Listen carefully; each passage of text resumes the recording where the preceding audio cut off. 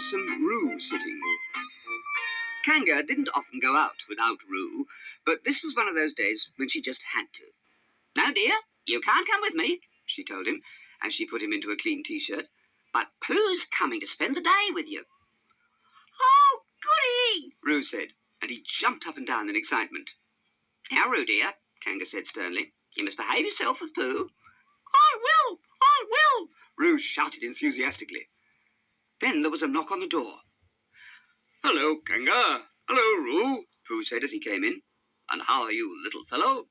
"Hello, Pooh," Roo said excitedly. "Hello!"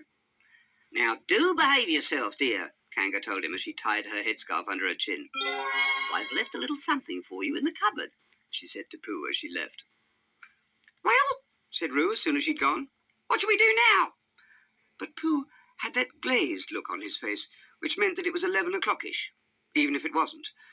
And there was nothing else for it but to wander over to the cupboard just to have a little look, just in case, by chance, Kanga had left some honey. And sure enough, in front of the pots of extract of malt and the tins of condensed milk, there was a little jar of honey marked for Pooh. "But I want to go and play," Roo complained. And every time Pooh tried to dip his paw into the jar, Roo tugged at his arm, until finally Pooh growled, "All right, we'll go to the sandy place and you can practice your jumps and fall down mouse holes and climb out of them again, and I'll just sit and watch and maybe have a little taste of honey now and then." "Oh, can we? Can we?" said Roo, who always knew it would be fun having Pooh looking after him. And so out they went to the sandy place, Roo running here and there and pretending to get lost, and Pooh walking hurriedly along with his jar, thinking very hard about his honey and taking no notice at all of Roo. At the sandy pit, Pooh sat down and was just dipping his tongue into the lovely thick honey when Roo thought up a new game which he called Burying Pooh in the Sand. Now, Pooh started, but he soon learned that opening his mouth during this game wasn't very wise.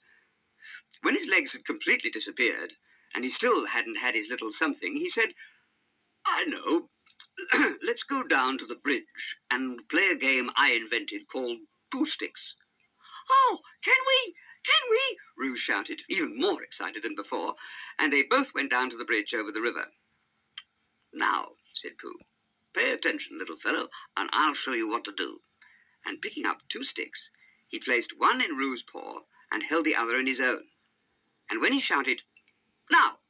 they both dropped them into the water over one side of the bridge and rushed to the other side to see whose stick appeared first. "I'm winning! That one's mine!" said Roo.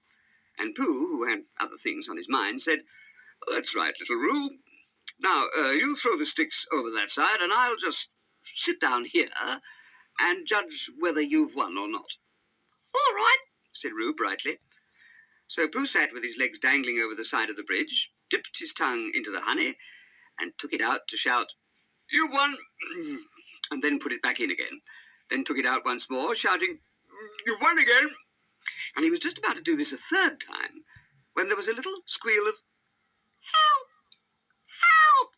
behind him. Pooh jumped up and ran across the bridge, shouting, "Roo! Roo!"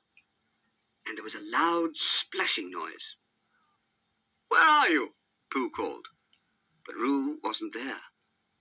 "Oh, help!" cried Pooh. "He's fallen in." And he saw in the distance, a little way downstream, something bobbing up and down in the water. But then it disappeared. "Oh, Roo!"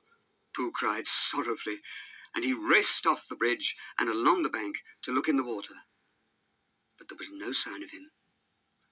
Roo, who was hiding under the bridge all the time, had waited until Pooh got up to search for him. Then he had knocked the jar of honey into the water before hiding again to see what would happen. "He must have drowned," Pooh whispered, and little tears appeared in the corner of his eyes and ran down his furry face. Then he turned quickly and ran as fast as he could, which wasn't very fast at all due to his stoutness, back to Kanga's house. "How can I tell her?" he said dolefully. "What can I say?" And then, with real sadness, he said, "I'll never eat honey again." Soon, Roo crept out of his hiding place and went bouncing off home to see what would happen next. When Kanga arrived back, Pooh was sitting alone in her kitchen. "Oh, Kanga," he said, "something terrible has happened." And he told her all about playing Pooh sticks and how, when his back was turned, Roo had fallen in. Kanga was much too upset to say anything at first.